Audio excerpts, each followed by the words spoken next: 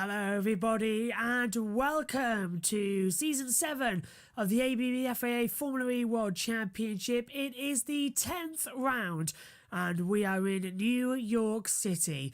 We're back in Manhattan, Brooklyn to be precise as well, around the Red Hook Street circuit. After a year away due to the COVID pandemic, we can't keep the all-electric series from being back, and it is a championship that sees all 24 drivers, 25 are still in the championship, separated by just 72 points, with 174 still on the table. With 6 races left, including today's as well, it is the most open championship we've ever had in Formula E. The championship is as follows: Eduardo Mortara on 72 points, 62 for Robin Fines as well, and then it's a remarkable gap as well on 60 points for Da Costa, Rast and Evans. They're all matched. Point back then as well, we'll see Nick de Vries, Stoffel van Dorn, Jake Dennis, Roland, Vern, Bird. Even then as well, we see Verline included in the mix. That's 12 cars realistically could still win this title. It is so closely kept up. 24 points, 1 race win separates those 12 cars. It's unbelievable as well.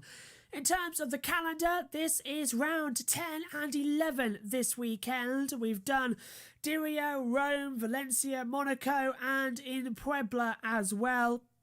It's time for 2 races in New York before a week after the British Grand Prix. So 2 weeks' time, we're back again in London at the XL for the London ePrix. Then in the middle of August, we go for the last 2 races in Berlin for rounds 14 and 15 of the season. It is great to be back after 3 weeks away for Formula E as well. Let's get straight to the action and take a look at what happened in the practice sessions.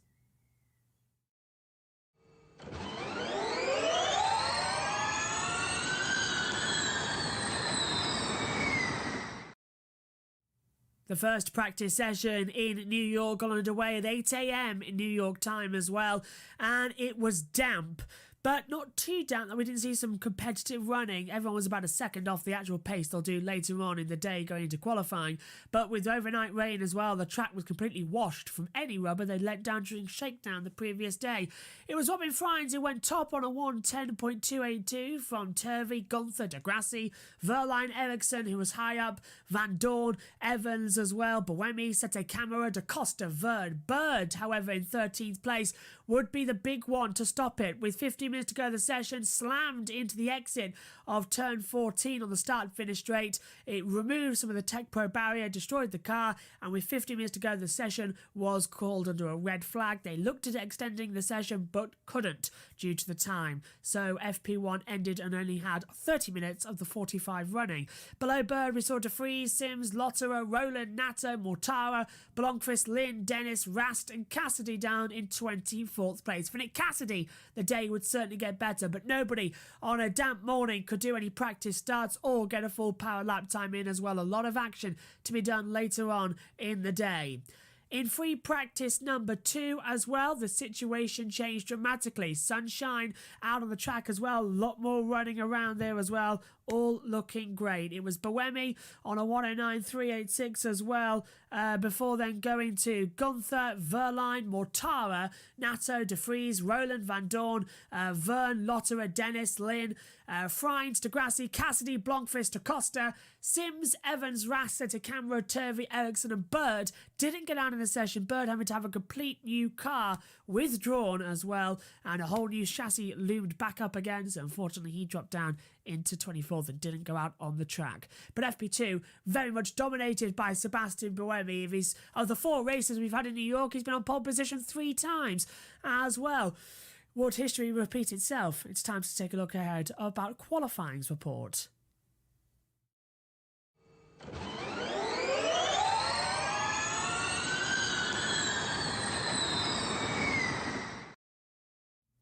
So let's take a look then at what happened in what was a very confusing qualifying actually for ABB Formula E, mainly because we had so many people out of position as well. Here is the qualifying guide list of what goes on in each group: 1 to 6, 7 to 12, 13 to 18, 19 to 24, the drivers who went out there.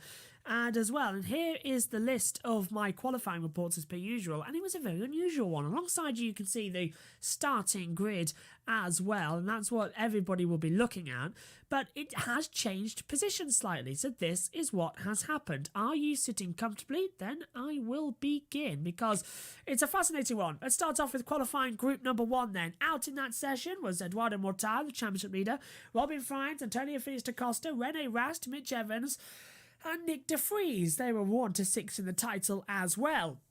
Now, it was a very poor lap from the championship leader Eduardo Mortara. He was stuck at 200 kilowatts per hour of battery power, which meant unfortunately he couldn't set a competitive lap time.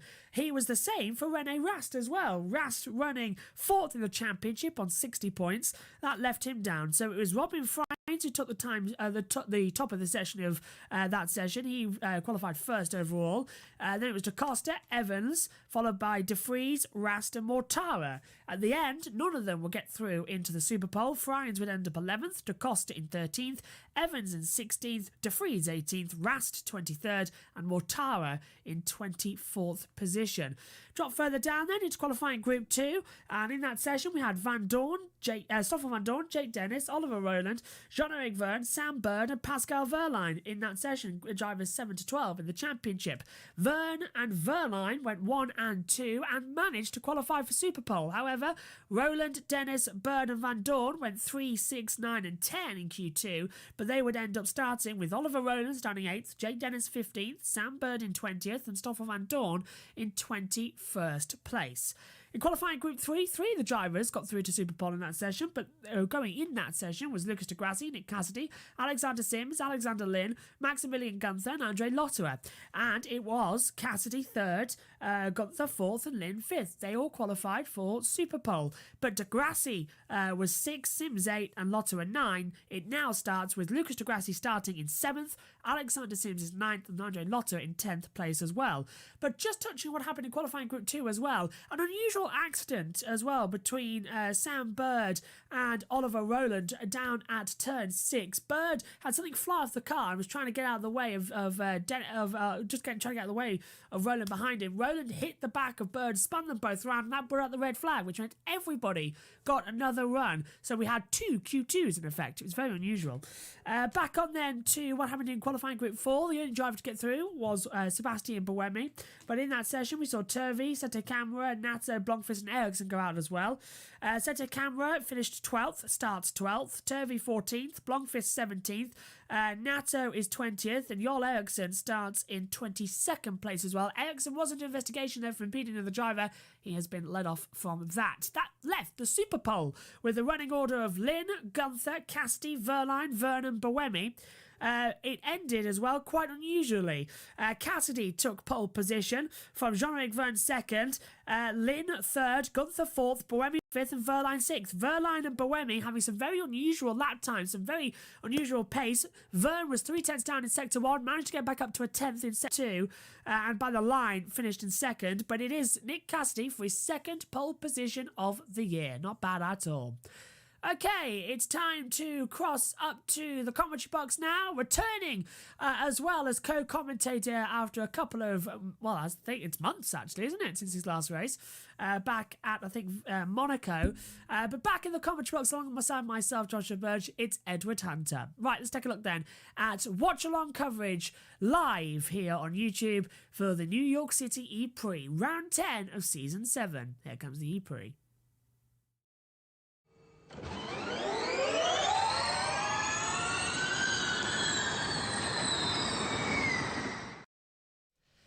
Hello everybody and welcome back up to the commentary box, and returning to the commentary box after 2 races away, well a weekend effectively, is Edward Hunter. Hello Ed, how have you been over what has been, I think since even before the Monaco Formula 1 Grand Prix, we haven't done a commentary together. Yeah, because of course there's such a gap between the Formula E races. Formula 1 trying to shove them in really compressed. It's funny because you think Formula E would be the more compressed one, but they compress the doubleheader weekends, I guess. And we're about to get the first of those underway here at Red Hook in Brooklyn, near the little terminal by the seafront in the harbour. It's a very iconic location. Interesting track too. I'm looking forward to this one. technical circuit as well. 2.320 kilometres as well. 14 turns. And as I said earlier on, the practice session's already providing some action with Sam Bird destroying the front of his Jaguar as well. A whole new chassis had to be built into that car as well. And he luckily did manage to get into qualifying. But starts 20th on the grid. A lot of them were out of position. We'll go through them in a few moments' time. But the rain clouds that were around for qualifying have disappeared. And with a beautiful Manhattan skyline, it is sunshine we are witnessing as Lady Liberty watches on for round 10 of the ABB FAA Formula E World Championship. Here's the grid then from back to front. 24th on the grid, Jarl Eriksson replacing permanently now Nico Muller. Alongside then Eduardo Mortara. Then we get Rene Rast and Stoffel van Dorn on row 11. The 10th row sees Sam Bird alongside Norman Nato. Row 9 sees Nick de Vries and Tom Blomqvist. Further back, row 8, we see Mitch Evans and Jake Dennis. And then row 7, further back, we'll get Jake Dennis as getting 15th as well, then Oliver Turvey, Antonio Fiers da Costa, Sergio Soto Cameron, and Robin Freins goes up to 11th place. And then, as usual, in this unusual reverse grid format Formula E like to give us, it is the top 10. And starting in 10th, Andre Lotter as well, looking good in the championship as well. He's had a few dodgy couple of races, but hopefully 19th at the moment, only on 18 points. He's still in with a shot, 174 maximum points available still, and he's got a better car this weekend getting into the top 10. Alongside him, we'll see Alexander Sims start 9th. Oliver Rowland starts in P8 as well, arguably very strong back in Puebla. Can he carry that momentum 3 weeks later? Lucas de Grassi, winner in Puebla as well in race number 1, admittedly due to a penalty, goes back from 7th. 6th for Pascal Verline as well. Just to touch back on de Grassi as well, at least he finally won a race in Mexico because of somebody else's penalty. 5th on the grid for Sebastian Buemi as well. A bad Super Pole lap time put him out of position. Out of the 3 races he's done here in New York, he started on pole position for them. This is not the case today. 4th for Maximilian Gunther. The 3rd place for Alex Lynn as well, a very strong Mahindra. He could have been on pole position if it wasn't for a slight mistake coming out of turn 10 at the Manhattan hairpin, as Jack Nicholls calls it. Front row of the grid, Jean-Eric Verne as well. Been crowned champion here before, but pole position for the 2nd time this year is Nick Cassidy. Ed, we should be in for quite an interesting race today as well. 45 minutes plus 1 lap on a track that's not got that much grip on it, but a circuit that we know we see a lot of good overtaking on. Oh, absolutely. And watch out for attack mode as well at turn 10. A lot of the drivers in the briefing complaining, just like Puebla, that it's a really unsafe rejoin. But Scott Elkins has been very firm. He's not having debates with any of the drivers about it, even though they are complaining that if you're behind, it's your responsibility to rejoin the track safely, basically, even though they're just going offline this time. They're not going onto a different bit of the track. It's literally just a different line. So it'll be interesting to see how that pans out, and Cassidy is going to have to make a pretty sharp getaway here to keep Verne and Lynn behind him. Verne has had a habit of jumping the start here before. Season 4, the last race of the year, after he was crowned champion, he jumped the lights, as did Andre Lotterer. Now, you can already see Nick Cassidy pointing his car towards the inside line, towards turn 1.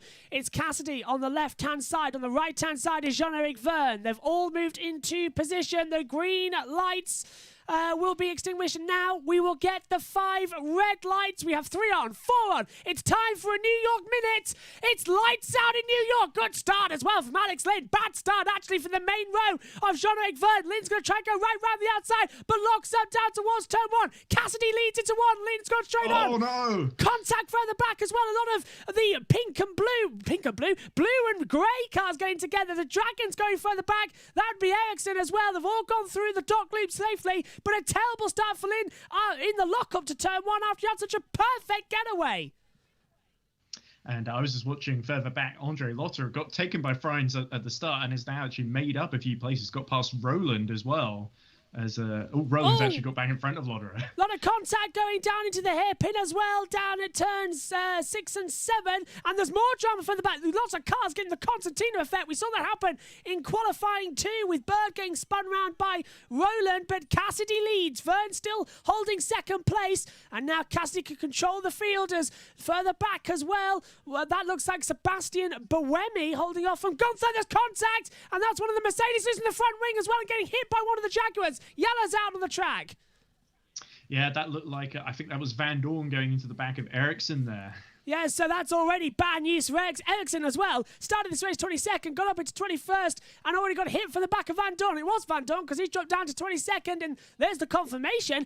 It's De Vries. It was De Vries because he's number 17. So it's De Vries in the 17. Yeah, I was wondering why. So he must have hit Norman Nato then, I'm assuming. And Van Dorn got held up in the back of it because Van Dorn started 21st and he was moving up the field. Now he's dropped back, so we'll need to see a replay of that one. But definitely some Constantino at the moment as they start lap 2, and that lap 1 leader goes to Cassidy as well. Hasn't actually led a lap this year, as far as I can remember, Nick Cassidy, because he got jumped on the line back at Valencia. Yeah, and of course he in Rome he spun at the first corner, didn't he? Yes, on the restart. Yeah, in the sort of damp conditions, he had the bias on the wheels, the brake bias set to the wrong point of the rear. But Lynn, the big loser at the start, losing 2 places at the first corner to Buemi and Gunther in the BMW Andretti, of course, trying to make a big impression at home, but. I think Buemi could be a big threat to Verne if Verne isn't able to keep up with Cassidy at this phase of the race. Look, Nick Cassidy already pulling away very impressively. 1.3 seconds as they come across the line to complete lap 2 as well, as we've got another yellow on the track somewhere down at turn 10, and that is right back at the attack zone at the dock loop. So that must be to recover Van Dorn's wing, because we've gone green now as we hear from Cassidy. No, Cassidy's being told it's a good start at all at the moment as well, and just keep the distance. Congratulations, by the way, to Nikki Shields, who becomes the first female commentator on Formula E this afternoon as well. So great job for her out there, because I just heard it on my earphones out there. But Cassidy leading, but that 1.3 second gap being eaten up by Verne, who's closing in. Yeah, a little nice to see Nikki being given a go in the commentary. I feel like she's better as personally. I really enjoy her as a pit lane reporter. I think it might take a while for her to gel, because it's a similar problem I had with Bob Varsha in the commentary box. When you got 3 commentators, you got Bob would be there to sort of set the scene, and then he'd chime in with a few facts. Whereas Nikki, I feel like, talking over qualifying when Nick Cassidy is setting a crucial lap and telling us about Virgin's wins previously is like, live in the now, please, Nikki. I prefer it when you do that. And Sete Camera is under investigation for a technical infringement. His throttle map. Now, we saw this back in Puebla. That's going to be a done deal penalty, isn't it? Yeah, I assume what's happened there is he's gone over the curbs, and there's, or maybe not necessarily probably like a power spike. It sometimes happens when the revs go a bit too high and it detects like a excessive throttle map, basically. And often it just leads to a penalty. There's not much you can do. As Sam Bird making having a little fight with Nick De Vries, actually. And he was moving up and down. 18th. Yeah, up and down positions. It's still changing. Nato to 16th. Turvey's dropped down. Bird back ahead of De Vries, so they're swapping position. The turn 10 incident has been noted. That entire contact further back as well as it. Jake Dennis under attack from DaCosta, who locks up further back as well, all sliding around Sam Bird, trying to have a go on Turvey. So they're still side by side. And correct me if I'm wrong, are they teammates? No, Jaguar. Yeah, I'm going to hold my tongue there. Correct myself. Yeah, Turvey out there as well, trying to hold back in positions as they come down under the Manhattan skyline. No one going for attack mode left, though. Yeah, I think they're all a bit too close together. There's no real gap to emerge into unless you're running Rast at the very rear of the field. Mortara's gotten past Rast, interestingly enough. And Turvey now under investigation for power overuse. So Turvey down in 17th place for the Neo 333 team as well.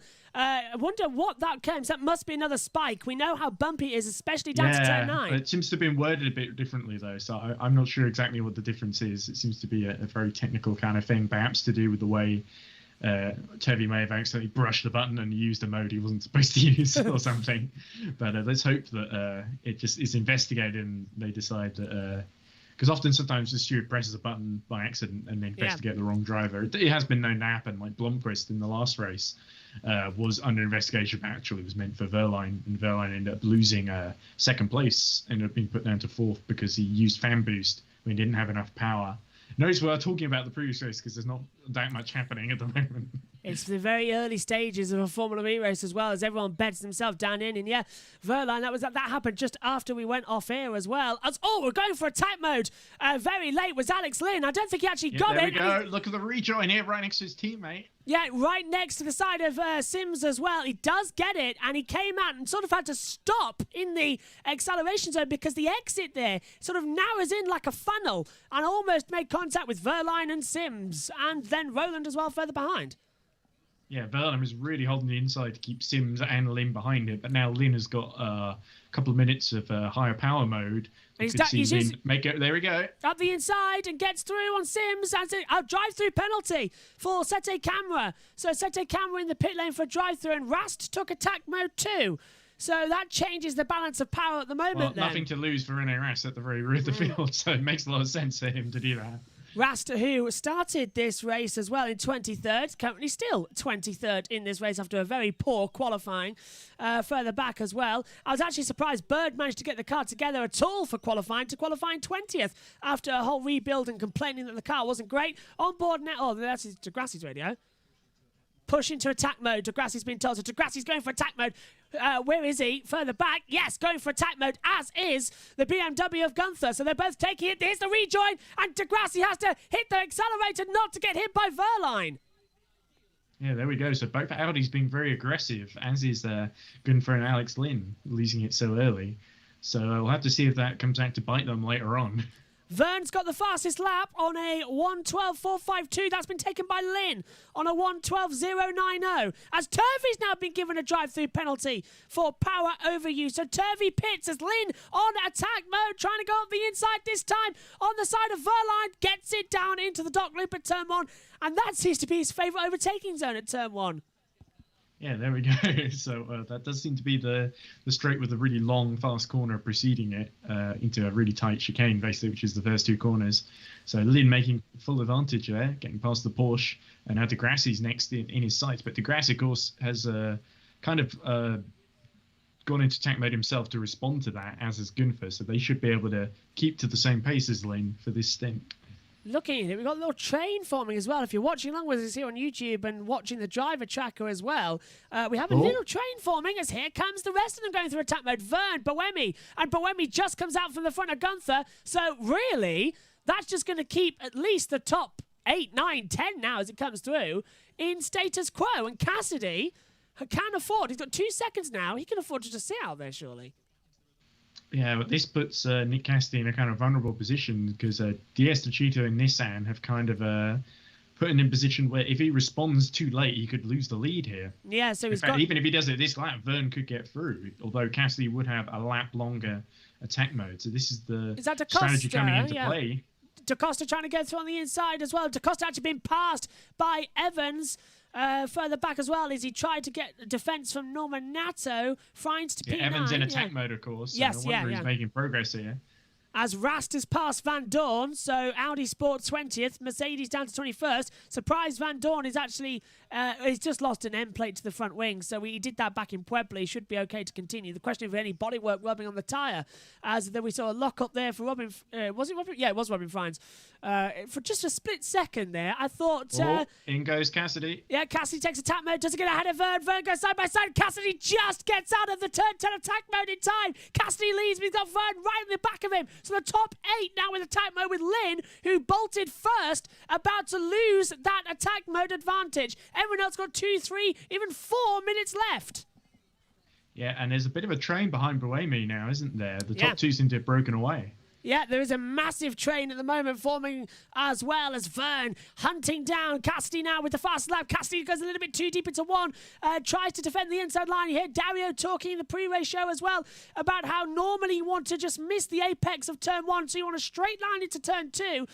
Cassidy braking late, taking a late apex and defending the inside line from Vern.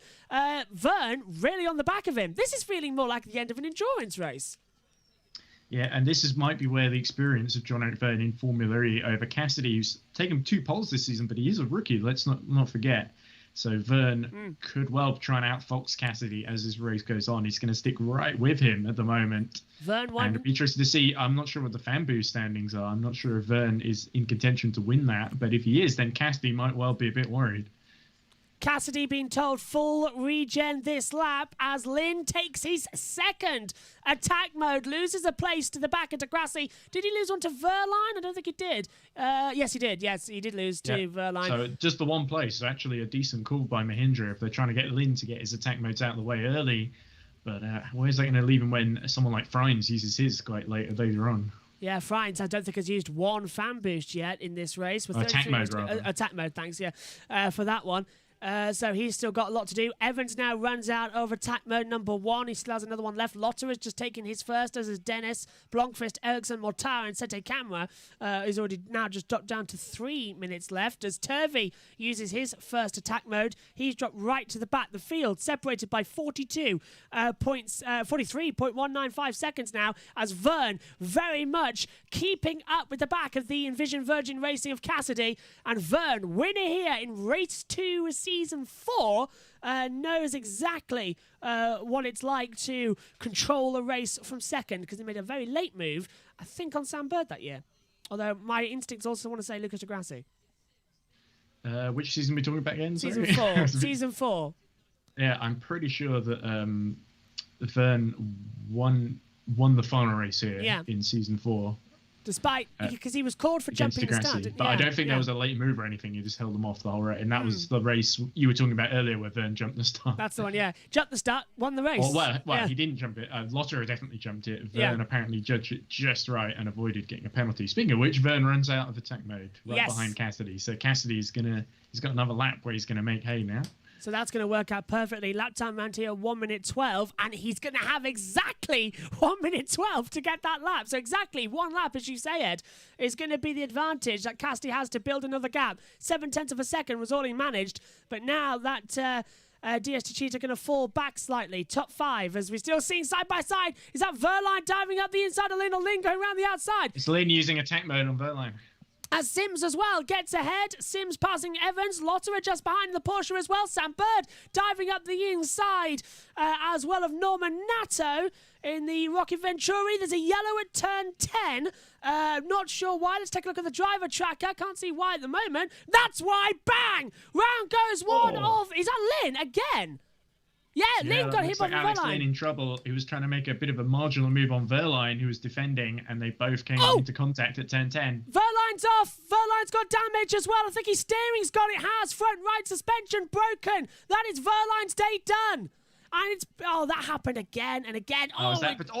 Rasp just having to go around the outside, as is Blomqvist. That is not so ideal. tight. And we've seen, is that going to be a safety car? But Verline can just about get back to the pits. I think Lynn is okay. So he's got Van Dorn right behind him. And he can't even turn. If he blocks the track, it might even have to be a red flag. But it looks like, just... so Verline what was going on there? Verline just got the braking wrong. It was actually Lynn was an innocent victim there. I don't know. Lynn was sort of too straight going into the corner. Let's just take another look at it. I think Lynn was trying to dummy Verline into an attack mode. Although, why would you do that? I don't think he was. I think Lynn was stuck behind Degrassi. Right, yeah. And Verline was maybe going for attack mode and sort of thought Lynn would have space to get out of the way. And Lynn had the Audi in the way, so he didn't go anywhere. Complete racing incident then. That's my reading of it. Yeah. But yeah, maybe Verline could have reacted a bit better. Happened again. Degrassi almost hit the back of Gunther. And I think, Degrassi's now gone for attack mode, but he almost hit him as well, as more drama coming back out, as well as Buemi trying to hold off the back of... Is that Buemi holding? No, I can't see that now. It's Roland. It's Roland holding off the back of Degrassi and Lynn. Buemi's further ahead. Roland has taken advantage of all the crazy stuff going on around him, kept his head down, and he's up to 5th now. Where did Roland start this race? P8, actually, as there is Verline out of the race. I'm not happy. Pascal Verline. Oh, big launch from Gunther on Buemi. So that now back to the battle we were supposed to be watching before the cameras cut. That's Gunther up to 3rd. Buemi down to 4th at the moment. Cassidy leads by 1.1 second at the moment. One board with Lucas Degrassi, the Season 3 champion, hunting down the Season 2 champion. That's Roland. That's Roland. Yeah, it's Roland. Yeah, so he's hunting down his other rival. Roland is a champion in Formula yet. And Degrassi goes by. And that's why Degrassi is a champion, showing exactly what he can do to Roland as well going through. Roland has been in it since Season 2, hasn't he? On and off over the past couple of years. He did one race in Season 2. He's really only been a full-timer since Season 5. Yeah. What was that one race he did in Season 2? It was Punta del Este. He filled in for Nick Heifel. As Buemi goes for attack mode. As does Roland. And there's Degrassi past him. Can I now use my thing of Degrassi getting past Buemi, the season 2 champion, getting passed by the season 3? You can now. The situation has played out. I'll get there eventually. 28 minutes to go in the race. Degrassi now with attack mode. He's got to be wary though of Buemi. He's got an extra lap over him. As Roland's taken his one as his second as well. Frines has taken his first with 3 to go. De Vries is about to run out of his first as he goes out now. And Van Dorn still hasn't used any. Back in 19th place as well. A lot of lockups down into turn 1 of the dock loop. And there's Van Dorn with a completely damaged front wing. And it's bad news. There's a driver that has also dropped out of the race along with Pascal Wehrlein. That is Oliver Turvey. So after getting the pit lane drive-through penalty basically for power overuse, he's now there's been either a more terminal issue with the car or potentially he's had some damage somewhere and had to call it a day, unfortunately. So Turvey, hoping tomorrow goes a bit better. And Degrassi's been told to try and close the gap to Gunther as well, but he's using 2% more energy at the moment, as well as Vern and Gunther take their second attack modes down at the hairpin, as does brutally Alexander Sims. And coming thing, there is Stoffel Van Dorn taking his first one as well as Nick De Vries going through. So yeah, both Mercedes with slight damage out there at the moment as Van Dorn continues on as well with damage, as does Vern, and it's involving Wehrlein and Lynn has been noted by the stewards. Yeah, I wonder if one or both of them might be in trouble there. But Wehrlein's already out. So Roland passing Lynn. Lynn trying to come back over P6. Hasn't worked out at the dock loop section as well. Got another yellow, this time at turn 1. So someone's spun further behind. And I'm saying it's Mitch Evans because he's dropping so far down the order right now as well. And I can't see yet. Evans off at turn 1. Evans and Da Costa, I think, might have come to blows again there. They were battling really hard earlier in the race. It is there's Evans stopped in the Jaguar, and it's the number 7. So it's Sete, Cameron, Evans, who were sort of the last on the driver tracker. And that is a stop completely. It doesn't look like there's any damage to the bodywork. It might be a technical issue that the Jag has just conked out. So if that causes... Cassidy's taken attack mode from the lead, by the way. So that's put that gap down to 2.1. But now the question is if we're going to need a full course yellow or a safety car, because I don't think that... Evans is still in the turn 1, I think. I'm looking on the driver trackers, the same as you are. It's going to be double-laid yellows for sure, because he's just on the inside of turn 1, the outside of turn 2, basically. So that is going to be double yellows. And, we've got a green flag there. So that's at the exit. That's turn 3. So that's not the zone we're looking at. They should be able to avoid him, but it is a slightly risky place to have him at, unless they're able to drag him off quickly. They've got the field going through now. Yeah, he stopped right at turn 2, the number 20 on your monitors to look on as well. And the field now coming through with Sete Camera. Now they've got around about 32 seconds to clear that car. This might be a safety car, as Roland versus Buemi as well. Can't see it happening on the pictures, but Roland's got up to 5th. Buemi down to 6th. So the 2 Nissans trading places out there. Yeah, I think Roland had sort of dropped behind because of all the attack mode stuff. Buemi has really struggled in this stint ever since Gunther got by him. Yeah, still holding on, aren't they, at the moment? Still yellow flag, though. No sign of a safety car. Frines has taken attack mode. So Frines is now on his second, I think, now, to taking it. Like René Rast going into attack mode. I thought he was heading for the wall there because of the angle. Now, this yellow's been out for a couple of laps now. I'm surprised they haven't got rid of it. The car's still stuck there as the field circulates again. So, unless they... Well, this is Scott Elkin. This is what we had a couple of races ago, and I was angry at the time. And it happened in Formula 3 as well, where the car was just left there, and the driver actually got out on the racing line. And there was no safety car or virtual safety car at all. Yeah, he's off the racing line, but still, if 2 cars try to go too wide there, they're going to hit into the Jaguar. Season 5. Point proven. Season 5, race 1. Massa hitting with Vern and creating a little bit of a traffic jam. With the track wasn't a little lights, bit, it was quite a bit. Yeah, they just managed to get away with that one. I was convinced it'll be a red flag. The championship standings of the drivers look quite interesting there. So Vern stands to gain quite a lot out of this. Full course yellow coming. We've got the full. Okay. So there it is. We go. So everyone now is dropped to 50 kilometers an hour because they have to get rid of Mitch Evans' Jaguar from turn one's exit into turn 2, as you can see on the driver tracker, and that has really cost Vernon Gunther and Sims, who's on attack mode.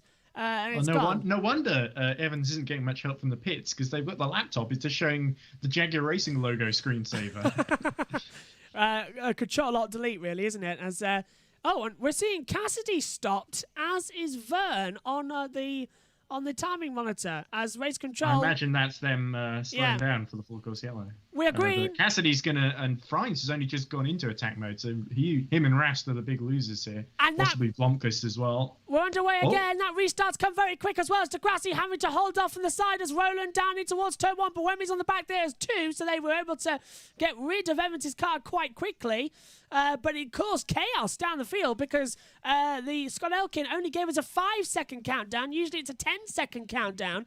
So a very quick restart as already Buemi trying to hold Robbie Frines round the outside. Frines does a great move on attack mode into turn 6, and there's no energy reduction. So they've learned after a couple of races ago in Valencia. Well, because it was such a short full course yellow period. So yeah, around about 30 seconds, not even a lap. As Cassidy now runs out of attack mode, does he go straight for another? No, he doesn't. Is he taking? Does he have any more? I think him and Vern have used them. Yeah, I know.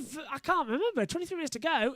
I think Frines has got another one. He doesn't know. He's the only one I think. Oh, there we go. Lotter apparently had another one. As does DaCosta. And Dennis, Bird, and Mortara have another one. And Van Dorn uses his first of the race. So the top 5 all out of attack modes as well, the which is 10 good news. actually. It's Dennis is the first one who's got another one. I didn't spot because Lotter has just changed over, so it's dropped back as well. As Frines on the back now goes to the inside of Roland, so he does both Nissans in one lap. Meantime, Sims also holding back Lotterer. Don't see how that's going to work out. Sims is defending the inside line, but Lotterer trying to come through, and there's your fan boost. It's Vern, Bird, DaCosta, De Vries, and Van Dorn.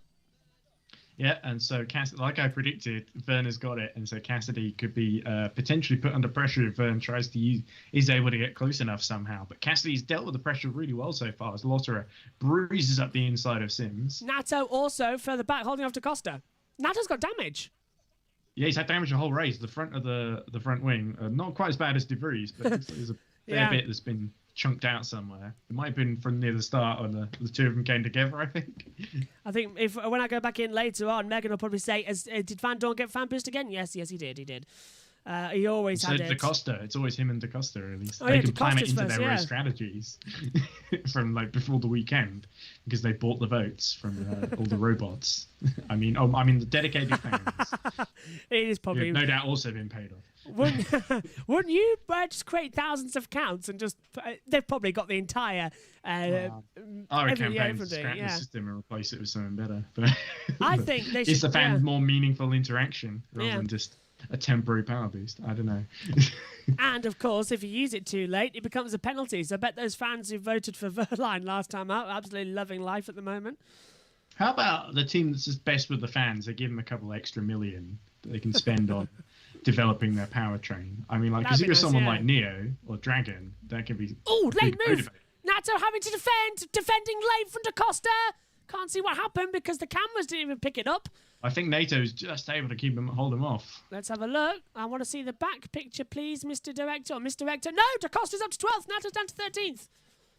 Yeah, so NATO held on as well as for as long as he could, but I was trying to make a NATO pun there, but nothing came to mind. Well, I tell you what, he'll need a defence of. He'll need the NATO. Portugal defence. isn't part of NATO, is it? No, it's not, is it? No.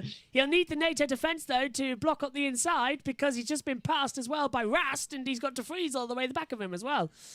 NATO kind of being mugged here. This is we're seeing a rookie up the front managing things superbly, and another rookie kind of being swamped in the midfield. I think this shows the difference in qualifying can make to your race.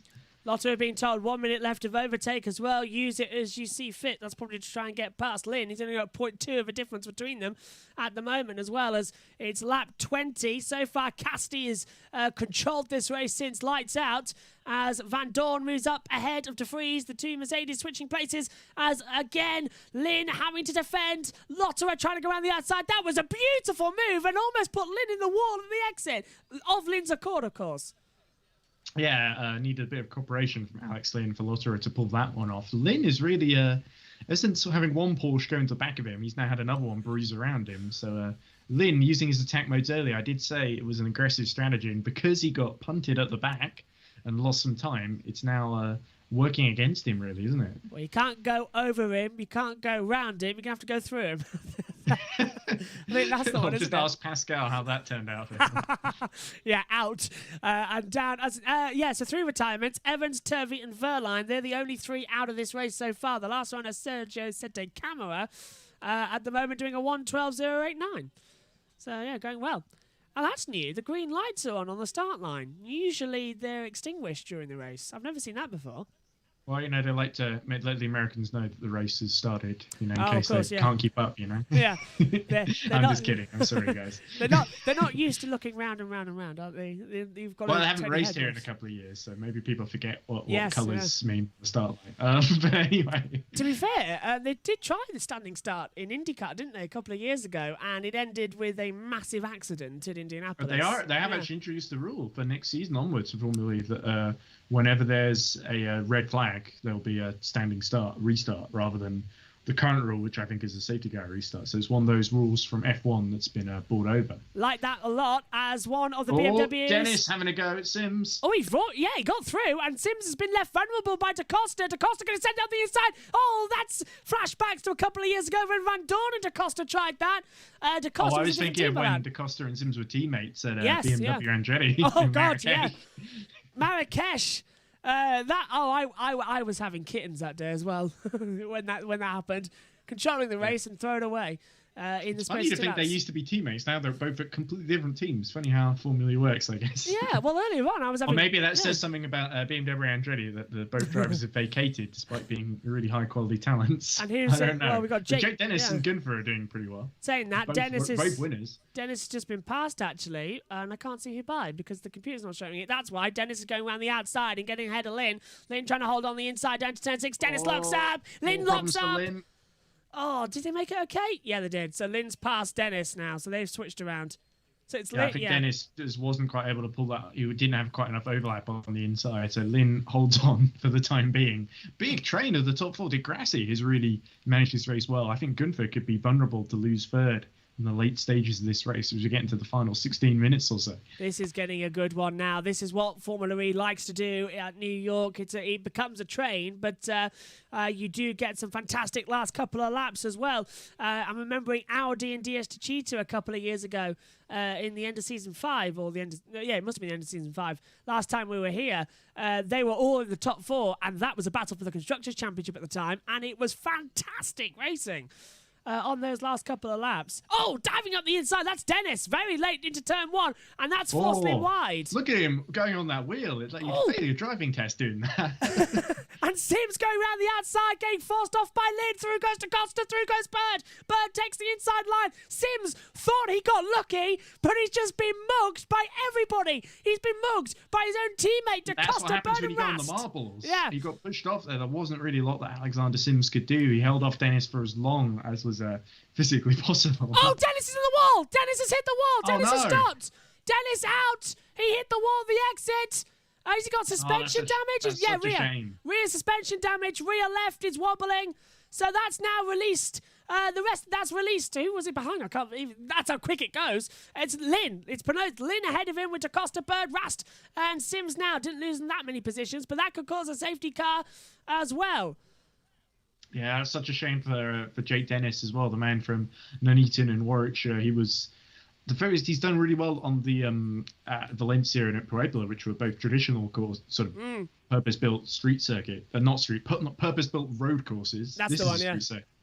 But he hasn't gone quite as well at the street circuits, and I think he's really carried from the momentum that he got from winning in Valencia into some of the rest of the season. He was doing really a pretty solid race here, climbing up the order, getting near the points, and in the points actually fighting with the Mahindras, and it's all come to nothing now because of one little mistake, and that's Formula E for you, isn't it? You just tap the wall and it can be curtains, and there's the forlorn sight of Jake Dennis, just as Verline earlier, making his way back to the pits like we saw earlier. So. He's made it back, I think, because I can't see him on the driver tracker anymore. Yeah, I see him in the pits. So. Yeah. So that's not going to cause a safety car, which is good news because look at this. The top 4, Cassidy, Verne, Gunther, De Grassi all together. And then we've got the next 4 with Friends, Roland, Bohemian, and Friends Mortimer. manages superbly as well, getting down from 11th up to 5th. And he didn't have a great start either, but strategically, Virgin have really got themselves into 1st and 5th here. Loving this. But does Verne fancy taking the win off of Nick Cassidy? It would be cruel for Nick Cassidy to lose his first win, but I think John-Eric Verne, I'm interested to see the battery readings as we get into the later stages, but I think John-Eric fancies getting the full 25 points here. He is car number 25, so... Last win, of course, was back in the first race me and you commentated together, Ed, in Rome. It was, yes. Yeah. I believe so. Is that 12th of April? Yeah, around about 12th of April. But that was only because De Grassi dropped out with a failure quite late in the race, causing chaos. Look, Cassidy's starting to defend now, so Verne definitely a threat here. So, yeah, Cassidy defending the inside line down towards turn 6 and 7. Verne getting so much better drive out of these corners as well. It's almost like, I know aero isn't really a thing in Formula E, but that is it. It looks like an aero train behind them as well. They're all getting sucked along as Cassidy makes a mistake in the braking zone. Verne can't go for lunch. He was just trying to figure out when to turn in, and he figured he was going to hit the wall, so he waited a bit. Oh, he's changing, isn't he? This is getting close. And everybody was saying as well, where's all the fans? Where's all the fans? They are here, but there's not that many allowed into the area due to COVID. Yeah, it's interesting because I was reading over the weekend that there's a lot of features pre-race about sort of environmental facts about New York. There was Storm Elsa. Not the lady from Frozen, but the actual storm. It has kind of let the city go to pot, really, in a sense. There's like flooding everywhere as we see Grassi really challenging Gunther now. It was really interesting to be reading up on that and sort of like, this isn't New York. This shouldn't be like this time of year, and it's really the effect of climate change making an impact. I forgot what started that thought there, but I forgot what I was talking about. I can't remember. Yeah, it was something about the rain and storms, wasn't it? But it was the fans, the COVID fans, and I agree because do you remember about 2013? There was massive flooding in New York as well, and it destroyed loads of shopping centres and all that lot, and it was almost on the scale yesterday. And now we've had bright sunshine today as well. And look at if you watch along on the TV as well, the Manhattan skyline looks absolutely beautiful out there. I was noticed a little "I'm walking here" sign. This is above turn 11 there. I like that little touch. I think if it was for Jake Dennis, it'd be "I'm crawling here." Verline too, yeah. Yeah, Verline too, actually. Yeah, he touched the back. What's the gap now? The gap across the line, 0.540 is in name of the late great Murray Walker. Frog in my throat. Fan boost being used now for Verne. Verne's using his fan boost. Can he get now on the way down towards turn 6? I can't see anything at the moment.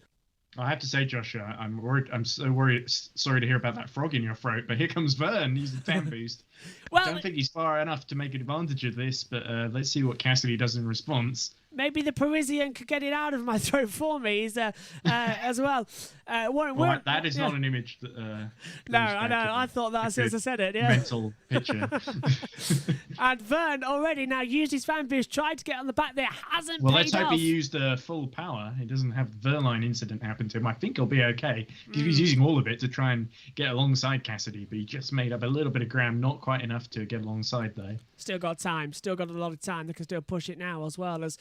Cassidy holding on the gap now 0.6 of a second, but it looks a lot closer on the television. In fact, I would even say that Gunther is coming to play, as you said earlier on, Ed, as well. And De Grassi losing in 2. De Grassi's got the most best view of the house as we head down to the dock loop for the 28th time. Yellow, turn 9, Van Dorn. Van Dorn is off, and we've got a yellow at turn 9. So I don't know if he's had a spin. Van Dorn in the pits. Yeah, so that's it. Game over. Let's take a look at the driver tracker then.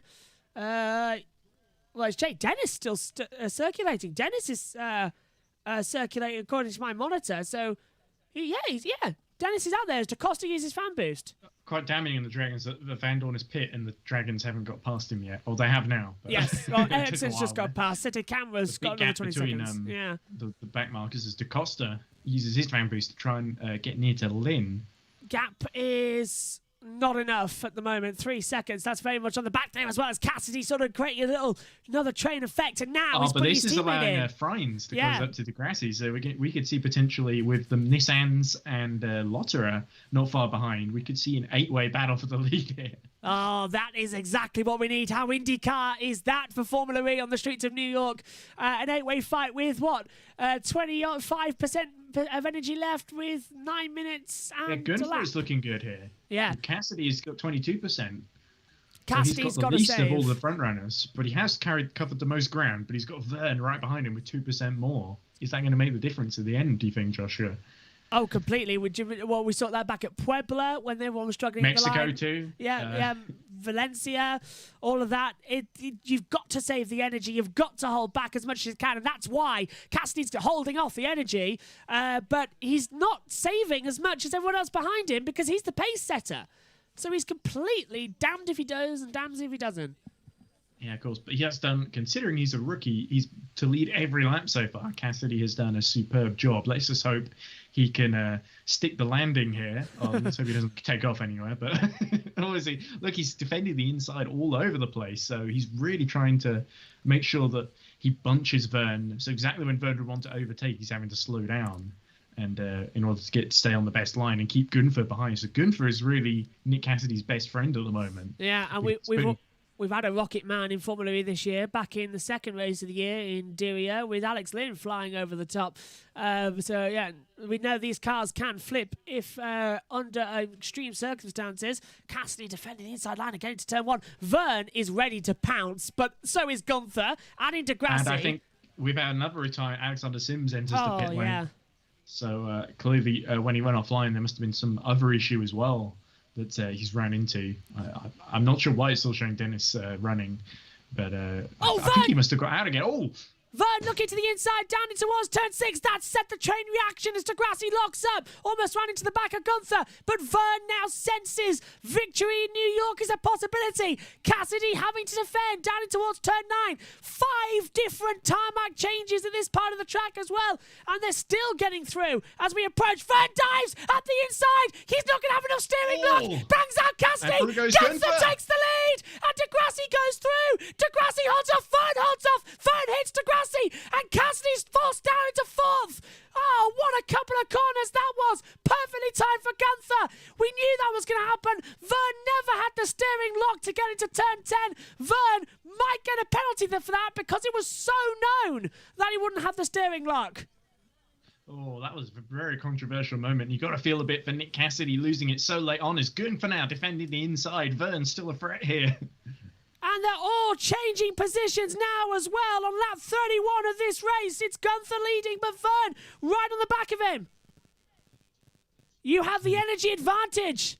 Just defend. But they don't. 18% each at the moment. And Vern... He's got 1% more than Vern, though, I think is what he's trying to say there. Oh, so it just ticked down, yeah. So they're still holding off. Look at this. 8-way fight. 8-way fight. Now, Lotte has joined exactly. Vern has really started a chain of reaction here.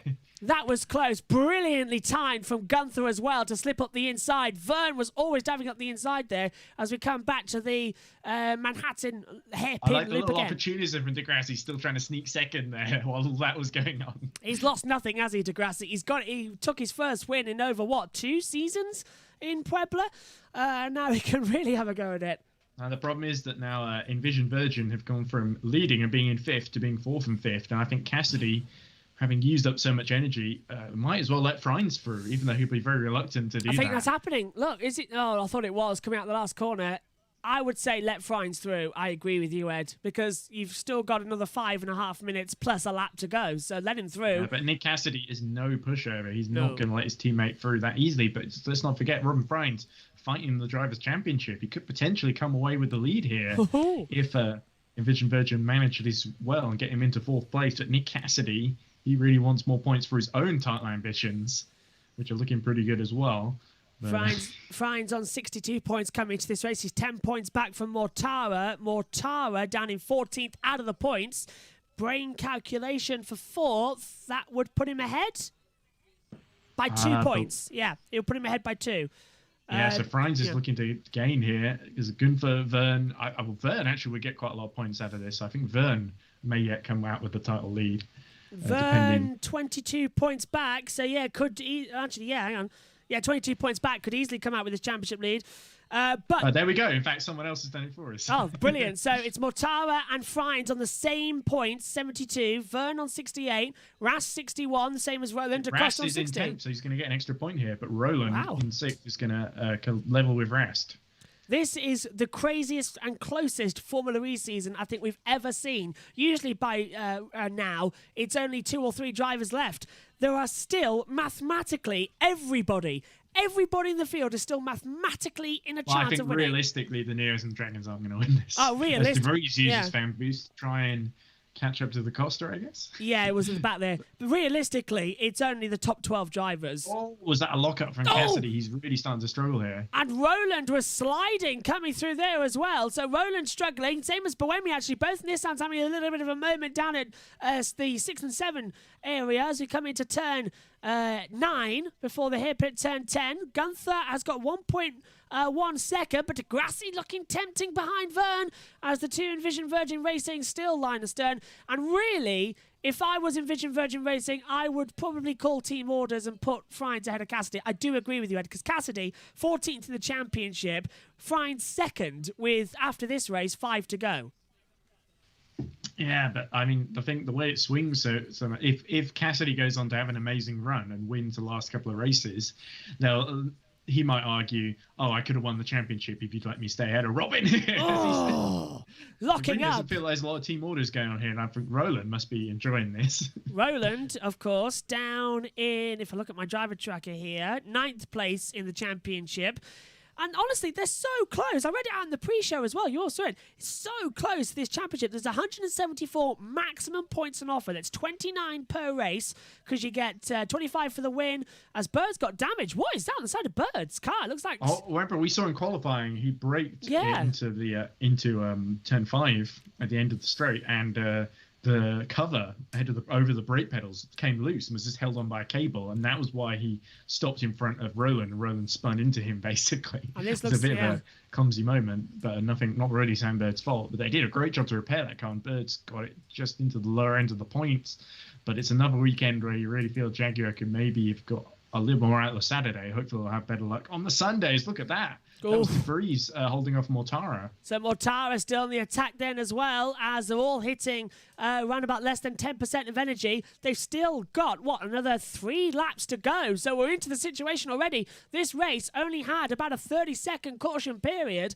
It's run relatively green as well, so they're under pressure here. Thank goodness there was no reduction from that, because these cars would be coasting to a halt by now if that was the case.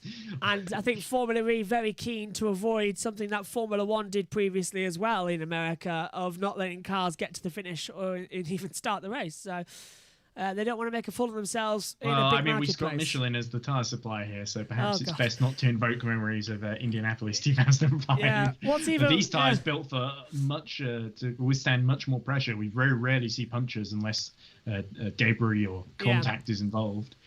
And of course, I don't want to say anything, but it looks like Formula 1 might head back to Indianapolis as well later on this year. They certainly won't be heading to New York. We can hear Bernie wanted to send everyone to New Jersey back in the day, but unfortunately that never happened. Yeah, that would have been a good track. I liked that track because they did a guide on it. That looked great. But Formula E nabbed the race instead and put it to Brooklyn. Now look at this Gunther starting to use his energy advantage to slightly streak away from Vern. This could be a second victory of the season for BMW Andretti, with BMW leaving at the end of this season, let's not forget. So it's really shows the strength of Andretti, the organisation, because I think Dennis was having a strong race until the crash, but Gunther has really impressed today, and looks like he could come away with a well-deserved victory if he just holds on for the final couple of laps. Gunther's first win of the season as well. I don't think he's won since. He has struggled up to now. I think Dennis has kind of overshadowed him a little bit in terms of, especially in Valencia. But Gunther I think he drove really well in Monaco. Was doing really well in Puebla until he ran out of energy, basically. But he's really put it right. He's got on top of the car, and a clean run today while the leaders ran into each other. He was able to nip through, and that was all he needed. he's basically going to nearly double his point score with this win. He's got 28 right now. He's going to get 25 for this. As the clock hits 0, we are now on to the last lap. They've all been losing around about 3% of energy per lap, so we should just make it to the end. But we're on for another grandstand finish here in New York City. I said at the start of the race, who's got time for a New York minute? This is it now. Who's got the coasting period to the line? As Gunther, Vern, Degrassi all hitting 2%, as now does Cassidy. Roland Buemi. Watch out for Frines and Lotto, in fact. They've all got 3. Yeah, Lotto really close to the back of Buemi. He might fancy an extra couple of points in the Porsche there. An incident involving Cassidy and Vern has been noted by the stewards. So that could be a penalty later on if it decides to be investigated. Well, if it's been noted, that doesn't necessarily mean they'll investigate it. It's just we saw that. Naughty John Eric. But you lost out anyway, so we might let you off.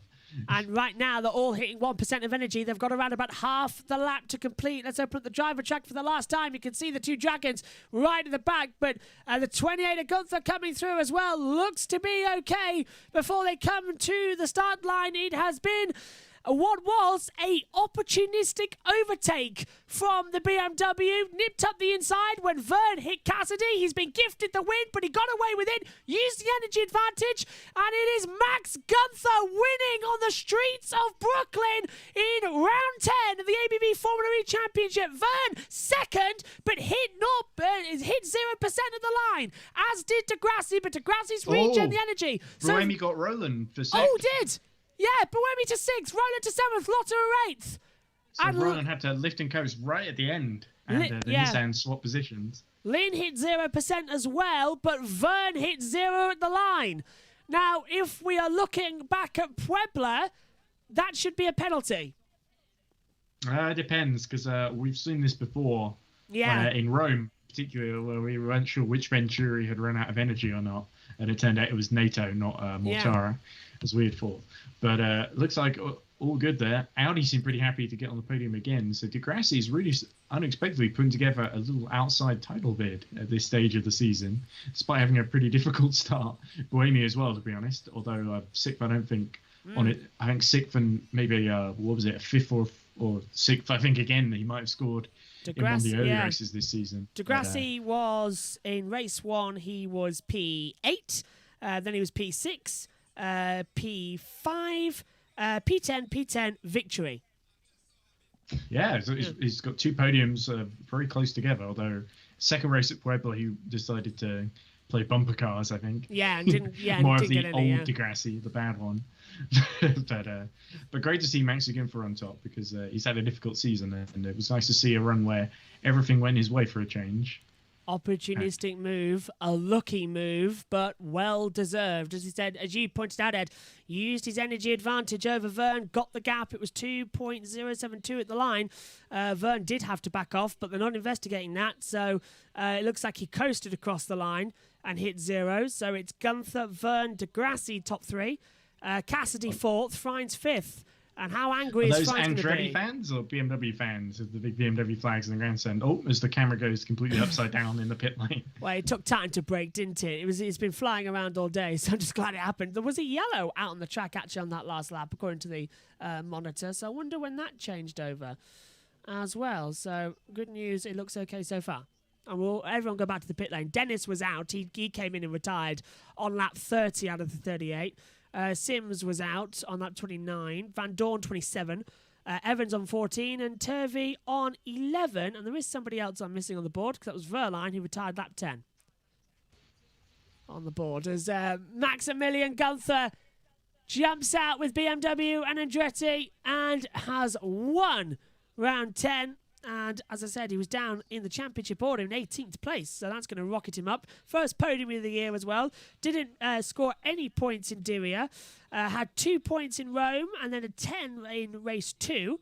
Another 10 points in Monaco, and as you said, and 6 points in Puebla. So as you said earlier, Ed, his first podium of the year, and it comes with a race win. That happened back in, I can't remember the other race, Santiago. When he won it, didn't he? Yeah, he won in Santiago, and I think he also won in round 9 last season in Berlin. That was his most recent win before this one. And, The 6 races in 9 days. He's clearly well liked by the team, Gunther, and you can kind of see why. It does seem like an easy fellow to work with, and it's always good to see him successful, especially a young driver like him getting a chance, because he was someone who was in F2, was on the road to Formula One, and didn't quite end up working out for him. He got the chance in Formula E with Dragon, and he was able to really prove himself and secure his future. Well, it seemed. Let's hope Andretti held on to him and he doesn't slip out of Formula E, because it would be a big loss. I agree, because they've honestly, him and Jake Dennis, actually, both of them, they've proved their worth this year, and definitely Gunther as well. I hope Andretti does stay in, because right now it's up in the air, isn't it? With as you said, it seems like they are. Yeah, I definitely think they've got the slot, whereas Act haven't been able to stay in because Audi sort of owned the entry officially, whereas they're nowhere more just the factory suppliers to Andretti. So that's why, unfortunately, the Apt team has kind of fallen through. So Degrassi and Rast will have to find somewhere else to go, unfortunately, for next season. Unless, someone else could buy up the intro, I guess. But we'll have to see how things pan out. I'm trying to think. Ferrari, they were interested, weren't they, in joining Formula E? If they wanted it. They made noises. Yeah. We'll have to see. If Ferrari McLaren have signed McLaren, an option. Declaring interest, so it'll be interesting to see if that's as a supplier, as a full-blown team, because they did decide to enter Extreme E.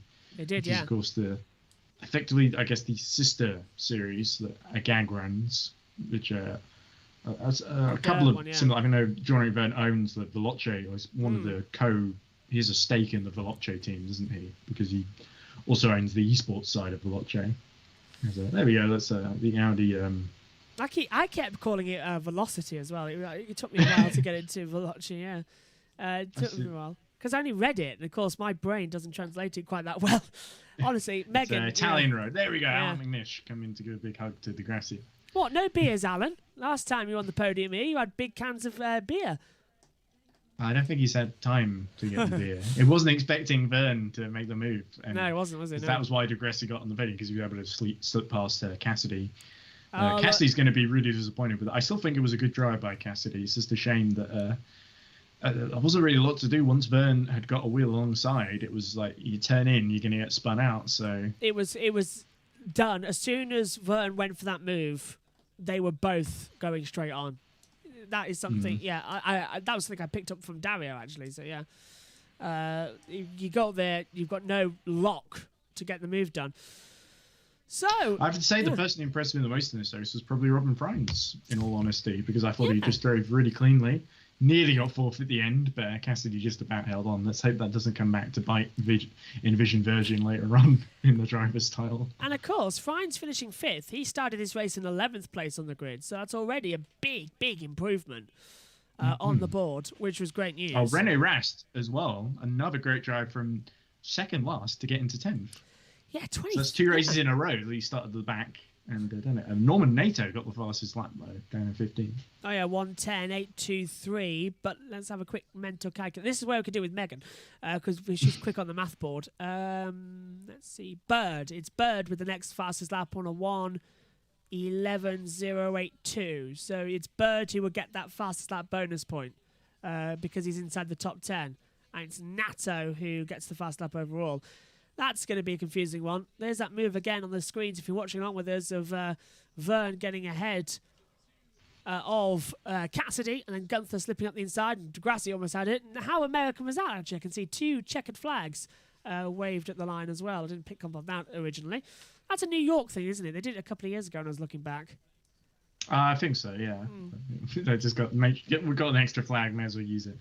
I've got three. I think Alex Lynn and Mahindra were the big losers today. Lynn qualifying third, made that mistake at turn 1, got hit in the back by Verline. It really just, everything went against Lynn today, didn't it? Out of it. And unlike Valencia, when he's got on the podium, he wasn't able to recover here. So and Alex Sims, of course, getting punted off and then retiring basically in the battle against Dennis.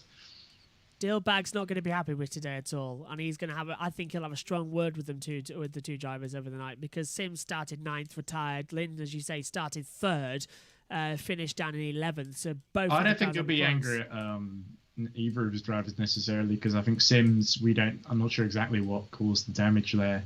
It might have been a mechanical issue. He's had a few of those this season, actually. I think that's one of the weaknesses of Mahindra. It does sometimes have reliability problems, the ZF powertrain. I think it's definitely, as the season's gone on, they've become outclassed by like a DS, so their new powertrain seems to be working wonders, especially every race they're quick. They're not always able to get the result, though. But Vern getting second today should maybe have been the win, though. He'll probably feel a bit annoyed by that one. I'm just looking back at my sheet here in front of me where it shows DS Cheetah back at Diriyah when they were so slow. And well, that was using with the old powertrain that won last season. Yeah. And, well, it was terribly slow as well compared to everybody else. And then, looking back, they got the new one, didn't they, in Rome, and won. And I think Nissan had used their new one from Puebla onwards, and it's not made a huge difference. So the Rome got a few pole positions, definitely better over one lap, but not quite able to get the... they've only got one podium, I think, since putting that new powertrain in. And, of course, Dragon, well... I always think Dragon have started getting worse since they put their new powertrain in. Because they were able to somehow make it work in Diriyah. And then from, I forget which race onwards, they introduced the EV5. And it's not scored. It's scored, I think, one podium, and lucky podium in Valencia, sorry. Yeah. It's like the fire department of New York. Just, there they are. All the excess water from the flood the other day. Just shifting it away. Fantastic display here. That's one thing as well. New York, with this backdrop as well, and the podium is on the infield there. You get one of the best party atmospheres of the year, and I can't wait as well. Is this certainly put on a show? They don't call it Old York because that's in Yorkshire. But, yes, we've got the original. Yeah. Well, it was New Amsterdam originally, wasn't it? But it was hard to say. It was true. Yeah. The Dutch originally founded it. It was called De Wall Street, as Jack Nicholls was saying in qualifying commentary. But yeah, we got two leaders. What was that? Mortara and Frines. Vern, isn't it? Frines, yeah. So Mortara and Frines both on 72 points in the championship, with 5 races left, and there is no clear winner yet. No one's put away, which is certainly a good thing in terms of keeping the tension alive. I'd be very surprised if it gets sewn up by the time we leave London before we go to Berlin. There's still 5 teams in the hunt for the constructors as well, I would say. Cheetah, Virgin, Audi Sport Apt as well, Mercedes in there, and Jaguar. The 5 teams, I would say, still in a contention, because we came into this race with 282 maximum points in the teams championship to be crowded, and in the drivers 174 maximum. That'll be shredded away down for tomorrow as well. And speaking of tomorrow, it's going to be interesting to see how people, because I think there are a couple of people moved up into Group 1 there who weren't there before, and a couple of, I think the Mercedes are gradually being put back into some of the lower, more beneficial groups, which is a change. Take a look. Yeah, so, Mercedes. I don't think Mercedes have scored more than a couple of points in several races. I don't think they've scored that since they won in Valencia. They haven't. More than like 5 points or so. They had 18 Puebla race 1, so that was it. Yeah, but they didn't score in Valencia 2 or Monaco or Puebla 1. Puebla 2, and they haven't won in New York 1. So they haven't scored any points. It's just they always seem to get into contact. It seems like the drivers are either really unlucky or perhaps over aggressive. Because we saw damage for De Vries with the front wing, and then a couple of laps later we saw on the opposite side of the car damage for Van Dorn, and then he was obviously out of the race in the end of it, into the pit lane. So bad. De Vries did hold off Mortara though for the 13th, for what it's worth. And Mortara was really on the push for him. He was looking at the safety times as well. He was 10th of us. He was 2 tenths quicker than them. Going round on the laps as well. So did you see there that Evans pulled off right in time for just before Lotterer showed up there? So actually, I think Evans was having a really solid race actually before that happened. Down then, and there's Dennis hitting the wall, and what we understand actually, I think was a rear puncture. Yeah, it was a rear puncture. Might have been, yeah. It might have been just hit in the back by one of the Mahindras accidentally. Well, the camera angle wasn't swinging around quick enough, so unfortunately we couldn't say that. There's that controversial move on the screen if you're watching, along with there's a Vern hitting the inside of Cassidy, and then Gunther going through, and almost a 3-way fight with... Gunther did well not to squeeze Vern into the wall. Yeah, that's what I was thinking as well, because the exit there is like a funnel. So just cuts up on each other quite quickly. Trying to think, I haven't got actually I've got a protractor alongside me. Well, not a protractor, it's one of the triangle ones. That might do it actually on the curved edge. It was like that exit, I know I'm showing you there. There you go. It's like that exit, isn't it? It curves back up on each other.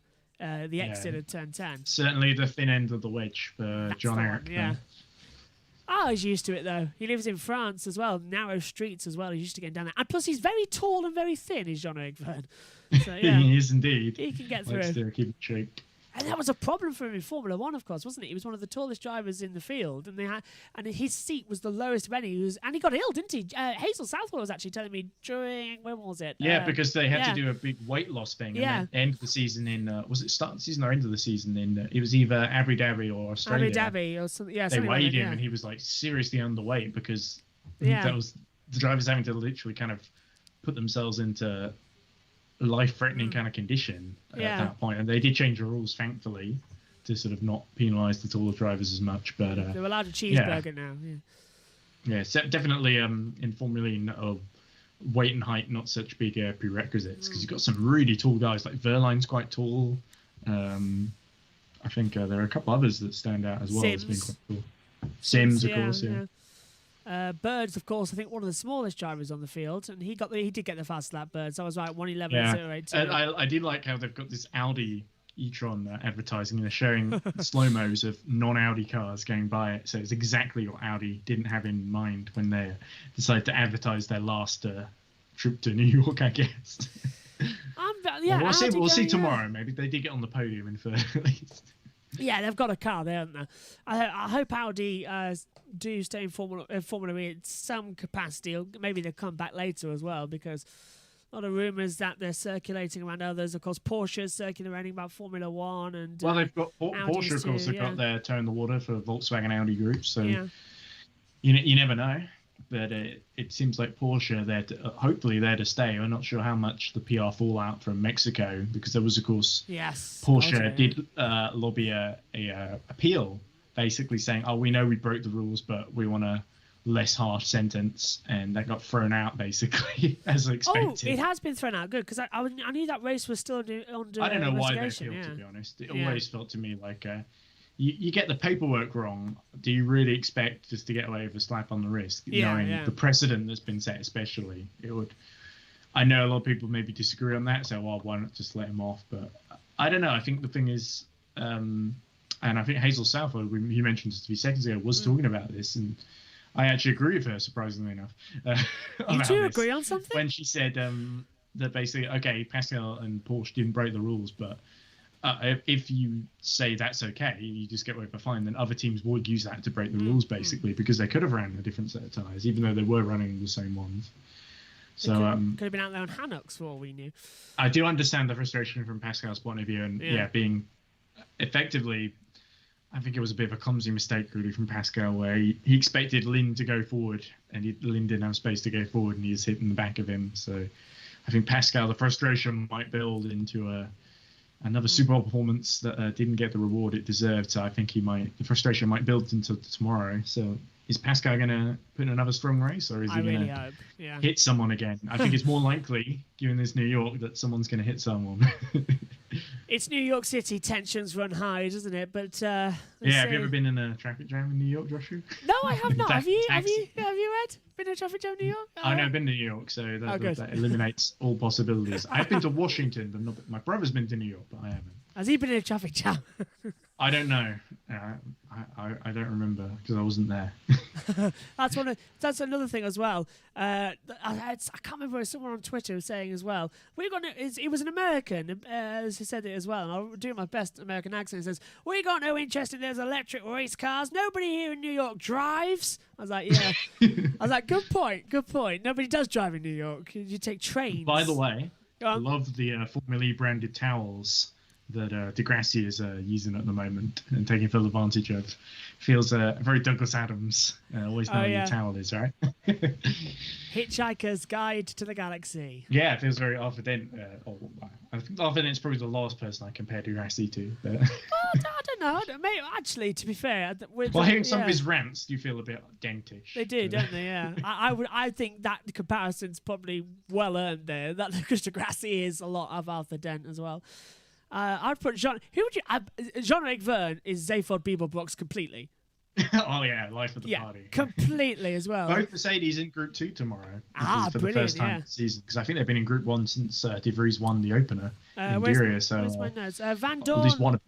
Yeah, De Vries was in Group 1 always since the season. Van Dorn did slip back to Group 2 for today. But now he's in 7th, so he'll start in Group 2 then. Yeah. So Mercedes could potentially, for once, have a bit more of an advantage than usual. And here's a very forlorn-looking Susie Wolff. Neither driver scored points, but Mortara keeps the championship lead, so I assume that's why she's being interviewed.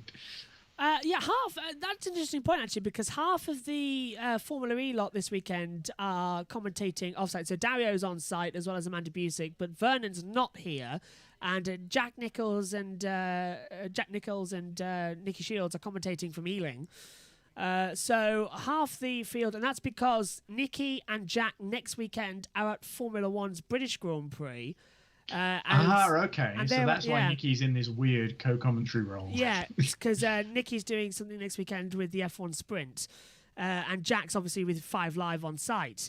But with the isolation rules, it means that they're not there. But I already know, from what I saw on Sky Sports F1 last weekend, that Susie Wolff is going to be at Silverstone. So I'm just wondering how she's here and there when others can't be.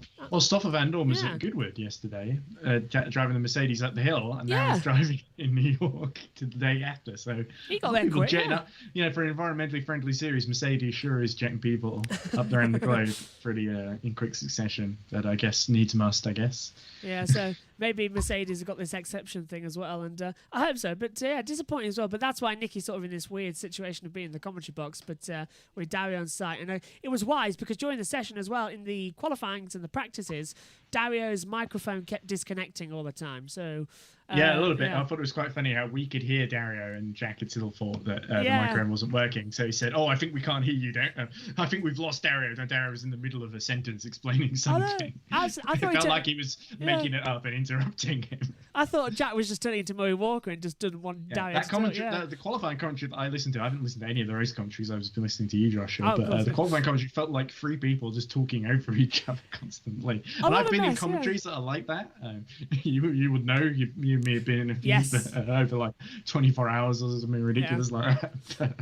Oh, I get to know. Especially as well with because right now we can see each other just about in the commentary, but when we're doing the EERC, it's all done over headphones, so we can't see each other. We can only hear each other. So there's well, the main thing is we're looking at the race, right? Yeah, we're looking at the race. We could do a setup like that if we really wanted to. But... Yeah, just so that we can raise our hands if we want to speak, because usually there's a little lull. And then someone will start talking and interruption, and it's a lot of after you. No, after you. Look, they've got a bunch of school kids dressed up as Statue of Liberty wearing a face mask. Oh my goodness! You sit on the left, just next to the grassy was going up.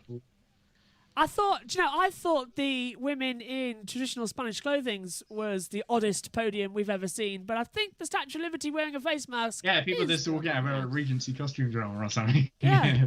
In Valencia. Here we go. The mic show as Vern's going by. There you can see him. Oh my goodness me! Well, the mask at least is the same colour, just about, so that's all right. That's a nice. It's like a Formula E turquoise, though, so it's colour coordinated. I'm glad they're not using real flames, because that could, I mean, knowing the air in New York, it could just blow up like that. You know? Nah, that's cool. It probably wouldn't do that. Personally, as well, I'm wondering now what we're going to have in London. What could London be? I said football hooligans beating the crap out of foreigners. Yeah, it's going to be football hooligans, isn't it? Or football, because if England do win in the final tomorrow of the Euros, it will probably be an England celebration. It's Silverstone. What could they do? Maybe someone might dress up as the Queen. I don't know. You have someone else dress up as James Bond. I guess there's sort of an Olympics thing that they do. You have Wallace and Gromit. Someone dressed as Wallace and sort of dog. Wallace and Gromit, yeah. Could you bring a dog to Excel during London E-Prix? I don't know. Well, it's time. The German national anthem on in the background, but obviously isn't this the Austrian national anthem for Gunther? Oh no, he's German, isn't he? Yeah, German. Yeah. So only one, because his helmet's red and white. I thought it was Austrian for a second.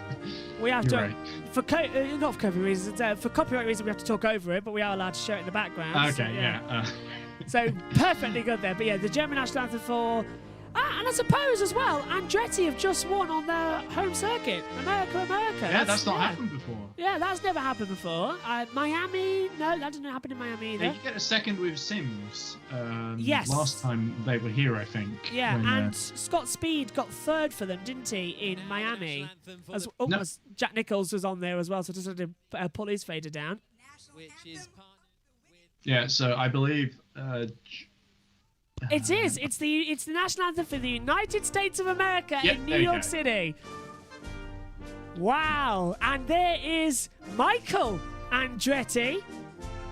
Yeah, totally not self-pompous because they don't win that much. It's like, we'll let Michael go up. Yeah. Rather than on the engineers or on the unsung heroes, we'll let the front man take the glory. Andretti doing quite well in the IndyCar series as well. It's nice to see them doing well in Formula E, and I suppose this will be all over the American TV stations tomorrow morning.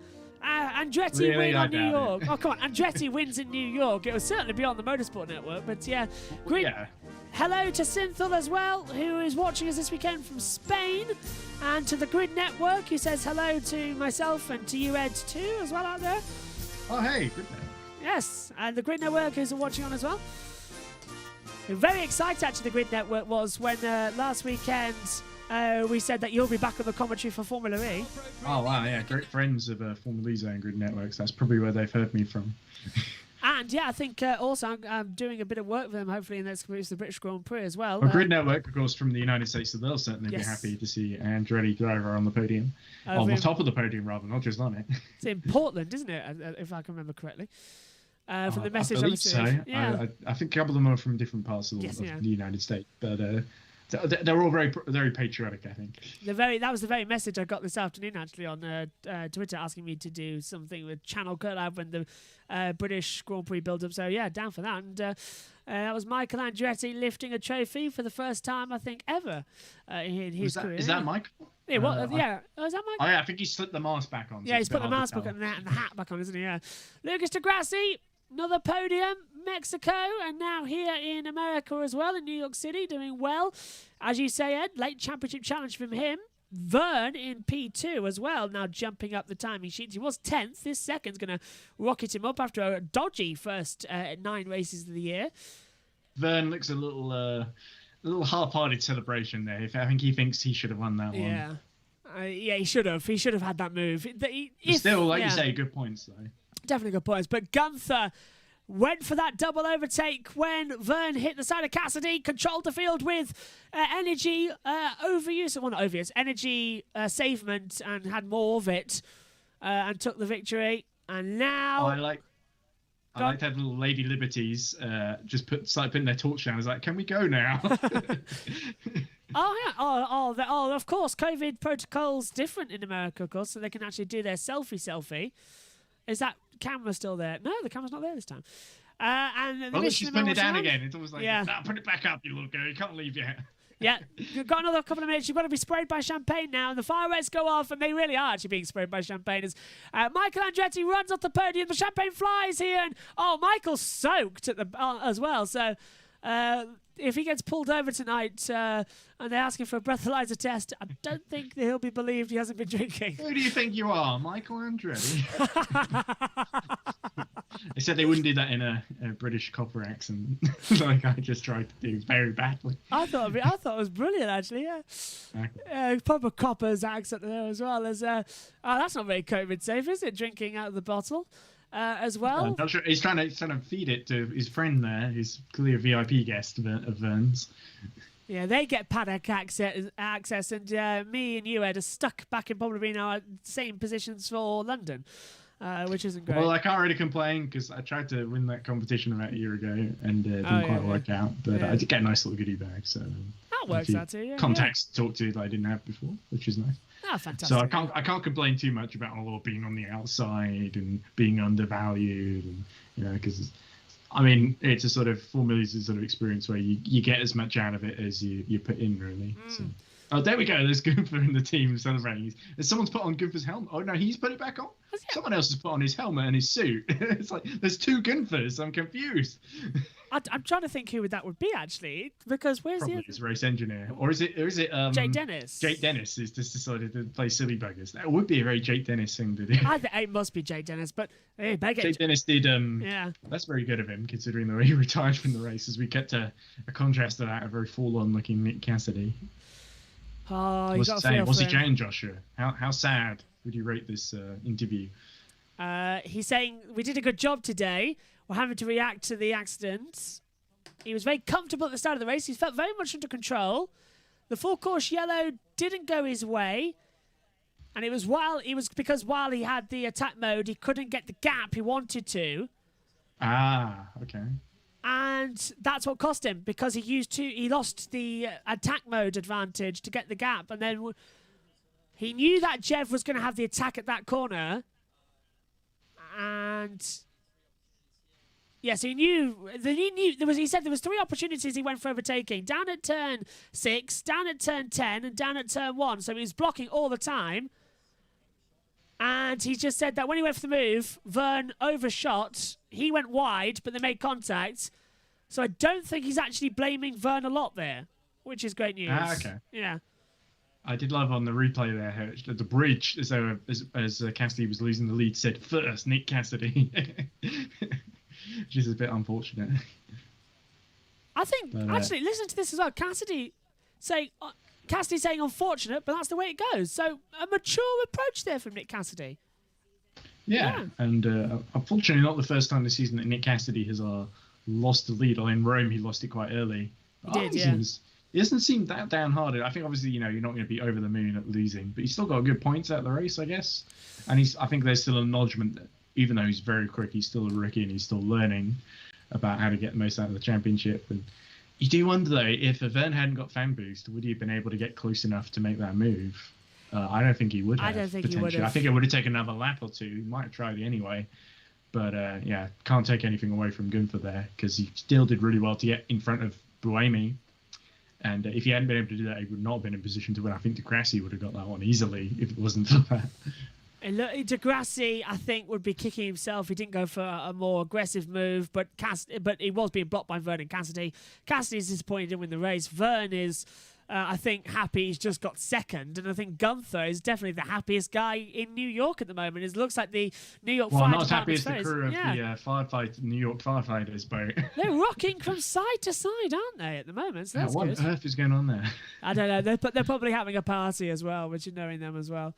So knowing them, they're personal friends at the New York Fire Department, Josh. So was that again? I missed that bit.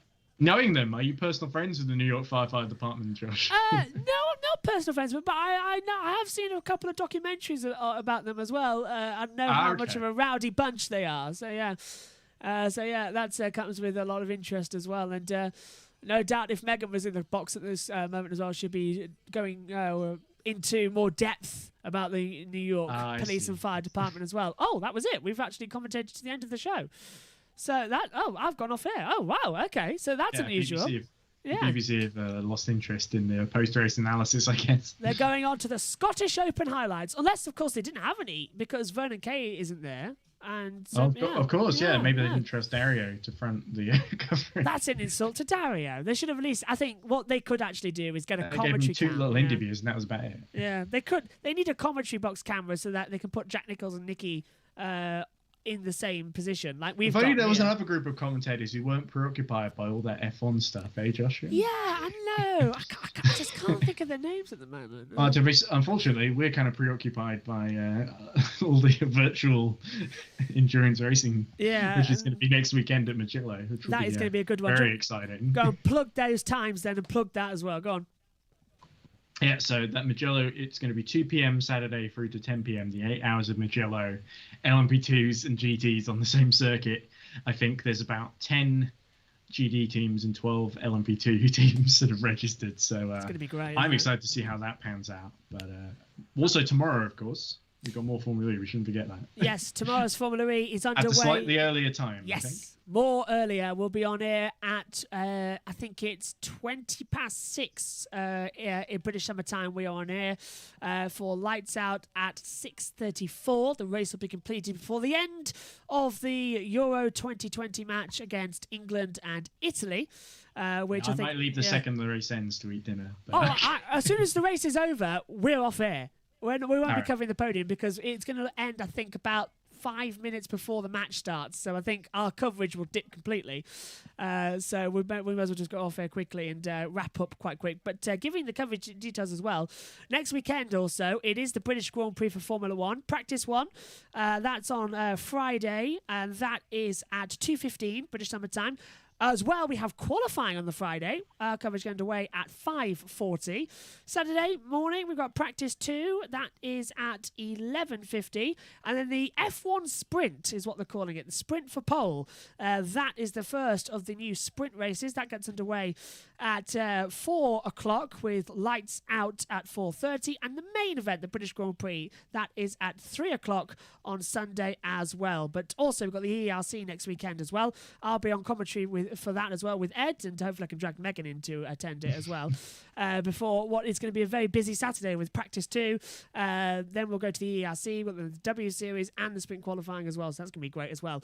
W Series also on next weekend, Megan leading the commentary for that. But Ed, last question of the night, because we've got 5 minutes till 11. Who's your driver of the day?